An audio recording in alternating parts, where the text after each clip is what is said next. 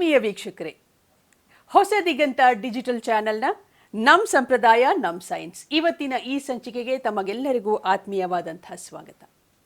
ನಾವು ನಮ್ಮ ಹಿಂದಿನ ಸಂಚಿಕೆಯಲ್ಲಿ ಆಷಾಢ ಮಾಸದ ಬಗ್ಗೆ ಮಾತಾಡ್ತಾ ಆ ಮಾಸದಲ್ಲಿ ನಡೆಯುವಂತಹ ವ್ರತಗಳ ಬಗ್ಗೆ ತಿಳ್ಕೊಂಡ್ವಿ. ಹಾಗೇನೆ ನವವಧುಗಳನ್ನು ಯಾಕೆ ಆ ಮಾಸದಲ್ಲಿ ಬೇರ್ಪಡಿಸಲಾಗತ್ತೆ, ಇದರ ಹಿಂದಿನ ವಿಜ್ಞಾನ ಏನು ಅನ್ನೋದರ ಬಗ್ಗೆ ಕೂಡ ನಾವು ಬಹಳಷ್ಟು ವಿಚಾರಗಳನ್ನು ತಿಳ್ಕೊಂಡ್ವಿ.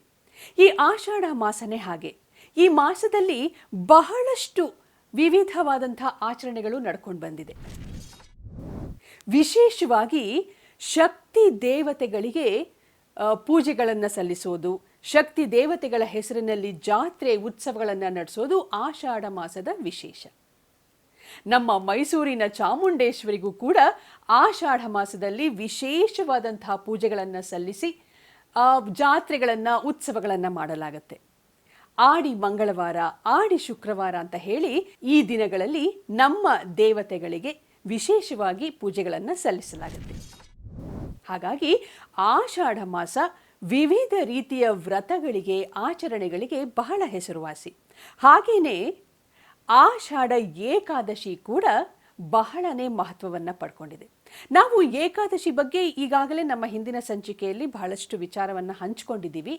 ಆದರೆ ಈ ಆಷಾಢ ಏಕಾದಶಿಯ ಮಹತ್ವ ಏನು, ಇದನ್ನು ಯಾಕೆ ಆಚರಿಸ್ತಾರೆ, ಯಾವ ರೀತಿ ಆಚರಿಸ್ತಾರೆ ಅನ್ನೋದ್ರ ಬಗ್ಗೆ ನಾವು ಇವತ್ತು ಒಂದಷ್ಟು ವಿಚಾರಗಳನ್ನು ತಿಳ್ಕೊಳ್ಳೋಣ. ಈ ಆಷಾಢ ಏಕಾದಶಿಯನ್ನು ಶಯನಿ ಏಕಾದಶಿ, ಪ್ರಥಮ ಏಕಾದಶಿ ಅಂತ ಕೂಡ ಕರೀತಾರೆ. ವಿಷ್ಣು ಭಕ್ತರ ಅಂದರೆ ಶ್ರೀಮನ್ನಾರಾಯಣನನ್ನು ಆರಾಧಿಸುವಂತಹ ಭಕ್ತರು ಈ ದಿನದಿಂದ ಚಾತುರ್ಮಾಸದ ವ್ರತವನ್ನು ಕೂಡ ಆರಂಭ ಮಾಡ್ತಾರೆ. ಯಾಕೆ ಈ ಏಕಾದಶಿಯನ್ನು ಶಯನಿ ಏಕಾದಶಿ ಅಂತ ಕರೀತಾರೆ? ಯಾಕೆ ಅಂತಂದರೆ ಶ್ರೀಮನ್ನಾರಾಯಣ ಈ ದಿನದಿಂದ ಅಂದರೆ ಈ ಏಕಾದಶಿಯ ದಿನದಿಂದ 4 ತಿಂಗಳ ಕಾಲ ಯೋಗ ನಿದ್ರೆಗೆ ಹೋಗ್ತಾನೆ. ಈ ಪ್ರಥಮ ಏಕಾದಶಿಯಂದು ಯೋಗ ನಿದ್ರೆಗೆ ತೆರಳುವಂತಹ ನಾರಾಯಣ ಕಾರ್ತೀಕ ಮಾಸದ ಶುದ್ಧ ಏಕಾದಶಿ ದಿವಸ ಎಚ್ಚರಗೊಳ್ತಾನೆ ಅನ್ನೋದು ನಮ್ಮ ಪುರಾಣಗಳಲ್ಲಿ ಉಲ್ಲೇಖಿತವಾಗಿದೆ. ಈ ಆಷಾಢ ಏಕಾದಶಿಯಂತೂ ಬಹಳನೇ ಮಹತ್ವವನ್ನು ಪಡ್ಕೊಂಡಿದೆ. ಪಂಢರಾಪುರದಲ್ಲಂತೂ ಪಾಂಡುರಂಗ, ವಿಠಲ ಹಾಗೂ ರುಕುಮಾಯಿಗೆ ವಿಶೇಷವಾದ ಪೂಜೆಗಳನ್ನು ಸಲ್ಲಿಸಿ, ಭಜನೆಗಳನ್ನು ಮಾಡಿ, ಅವರಿಗಾಗಿ ವಿಶೇಷವಾದ ಖಾದ್ಯಗಳನ್ನು ಕೂಡ ನೈವೇದ್ಯ ಮಾಡಲಾಗುತ್ತೆ. ಈ ಆಷಾಢ ಏಕಾದಶಿ ಅಥವಾ ಏಕಾದಶಿ, ಪ್ರಥಮ ಏಕಾದಶಿಗೂ ಕೂಡ ಒಂದು ಪುರಾಣ ಕಥೆ ಇದೆ. ಮುರ ಅನ್ನೋ ರಾಕ್ಷಸ ದೇವತೆಗಳನ್ನು ಸೋಲಿಸಿ ಅವರಿಗೆ ಬಹಳ ಕಿರುಕುಳ ಕೊಡ್ತಿದ್ದಂತೆ. ದೇವತೆಗಳು ಇವನಿಂದ ತಮ್ಮನ್ನು ರಕ್ಷಿಸಿ ಅಂತ ವಿಷ್ಣುವನ್ನ ಪ್ರಾರ್ಥಿಸಿದಾಗ ವಿಷ್ಣು ಮುರ ರಾಕ್ಷಸನೊಂದಿಗೆ ಯುದ್ಧ ಮಾಡಿ ಅವನನ್ನು ಸೋಲಿಸಿದಾಗ ಯುದ್ಧದಿಂದ ಪರಾರಿಯಾದ ಮುರ ಯಾರಿಗೂ ಕಾಣಿಸದ ಹಾಗೆ ಅಡಗಿಕೊಂಡನಂತೆ. ಯುದ್ಧದ ನಂತರ ವಿಷ್ಣು ಬದರಿ ಕ್ಷೇತ್ರಕ್ಕೆ ತೆರಳಿ ಅಲ್ಲಿನ ಒಂದು ಗುಹೆಯಲ್ಲಿ ಯೋಗ ನಿದ್ರೆಗೆ ಜಾರಿದನಂತೆ. ಇದೇ ಸರಿಯಾದ ಸಮಯ ಅಂತ ಆ ಮುರ ರಾಕ್ಷಸ ಅಲ್ಲಿಗೆ ಬಂದು ನಿದ್ರೆಯಲ್ಲಿದ್ದ ವಿಷ್ಣುವನ್ನ ಕೊಲ್ಲೋದಕ್ಕೆ ಯತ್ನಿಸಿದಾಗ ವಿಷ್ಣುವಿನ ಒಂದು ಉಸಿರು ಅಂದರೆ ಏಕಶ್ವಾಸದಿಂದ 10 ಕೈಗಳಿಂದ ಶಸ್ತ್ರ ಹಿಡಿದ ಕನ್ಯೆಯೊಬ್ಬಳು ಅವತರಿಸಿ ಮುರನನ್ನ ಸಂಹರಿಸ್ತಾಳೆ. ಆ ದಿನ ಆಷಾಢದ 11ನೇ ದಿನ. ಕನ್ಯೆಯನ್ನ ಅನುಗ್ರಹಿಸಿದ ವಿಷ್ಣು ಆ ದಿನ ಅವಳ ಹೆಸರಲ್ಲಿ ಯಾರು ಶ್ರೀಮನ್ನಾರಾಯಣನ ಪೂಜೆ ಮಾಡ್ತಾ ಉಪವಾಸವನ್ನ ಮಾಡ್ತಾರೋ ಅವರಿಗೆ ವಿಶೇಷ ಫಲಗಳನ್ನು ನೀಡ್ತೀನಿ ಅಂತ ಹೇಳಿದನಂತೆ. ಹಾಗಾಗಿ ಈ ಪ್ರಥಮ ಏಕಾದಶಿಯನ್ನ ಬಹಳ ಶ್ರದ್ಧಾಭಕ್ತಿಯಿಂದ ಆಚರಿಸ್ತಾರೆ. ಜೊತೆಗೆ ಈ ಏಕಾದಶಿಯ ಮತ್ತೊಂದು ವಿಶೇಷವಾದ ಆಚರಣೆ ಏನು ಅಂತಂದ್ರೆ ಅದು ತಪ್ತ ಮುದ್ರಾಧಾರಣೆ. ಏನಿದು ತಪ್ತ ಮುದ್ರಾಧಾರಣೆ? ಈ ದಿನ ತಾಮ್ರದಿಂದ ತಯಾರಿಸಿದ ಶ್ರೀ ವಿಷ್ಣುವಿನ ಚಿಹ್ನೆಗಳಾದ ಸುದರ್ಶನ ಚಕ್ರ ಹಾಗೂ ಪಾಂಚಜನ್ಯ ಶಂಖದ ಮುದ್ರೆಗಳನ್ನು ಬೆಂಕಿಯಲ್ಲಿ ಕಾಯಿಸಿ ದೇಹದ ಮೇಲೆ ಒತ್ತಲಾಗತ್ತೆ. ಈ ಕಾಯಕವನ್ನು ಯತಿಗಳು ನಡೆಸ್ತಾರೆ. ಸಂಸ್ಥಾನ ಪೂಜೆ, ಸುದರ್ಶನ ಹೋಮದ ಪೂರ್ಣಾಹುತಿಯ ನಂತರ ಅದೇ ಅಗ್ನಿಯಲ್ಲಿ ಕಾಯಿಸಿ ತಾವು ಸ್ವಯಂ ಮುದ್ರೆ ಹಚ್ಚಿಕೊಂಡು ನಂತರ ಶಿಷ್ಯರಾದಿಯಾಗಿ ಎಲ್ಲರಿಗೂ ಮುದ್ರೆಯನ್ನು ಹಾಕ್ತಾರೆ. ಶ್ರೀಹರಿಯ ಈ ಚಕ್ರ, ಶಂಖ ಈ ಮುದ್ರೆಯನ್ನು ಧರಿಸೋದಕ್ಕೆ ಯಾವುದೇ ಜಾತಿ ಧರ್ಮ ಪಂಗಡಗಳ ಹಂಗಿಲ್ಲ. ಯಾರು ಬೇಕಾದರೂ ಕೂಡ ಈ ಮುದ್ರೆಯನ್ನು ಧರಿಸಬಹುದು.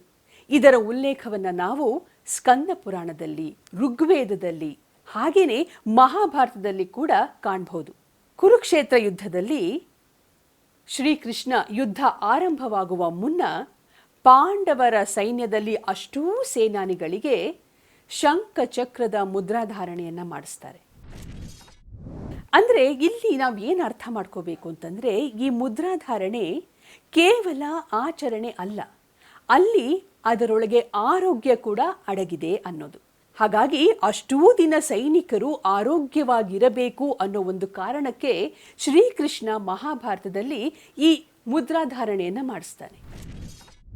ಹೇಗೆ ಅಂತಂದರೆ, ದೇಹದ ಒಂದು ನಿರ್ದಿಷ್ಟ ಜಾಗಕ್ಕೆ ನಿಖರವಾದ ರೀತಿಯಲ್ಲಿ, ನಿಖರವಾದ ಆಕಾರದಲ್ಲಿ ಬಿಸಿ ಕಾಯಿಸಿ ಬರೆ ಹಾಕಿದ್ರೆ ದೇಹದ ನರಕೋಶ ವ್ಯವಸ್ಥೆ ಸುಲಲಿತವಾಗತ್ತೆ. ಜೊತೆಗೆ ಕಂಚಿನ ಲೋಹದ ಬಿಸಿ ದೇಹದೊಳಗಿನ ಬ್ಯಾಕ್ಟೀರಿಯಾಗಳನ್ನು ನಾಶ ಮಾಡುತ್ತೆ.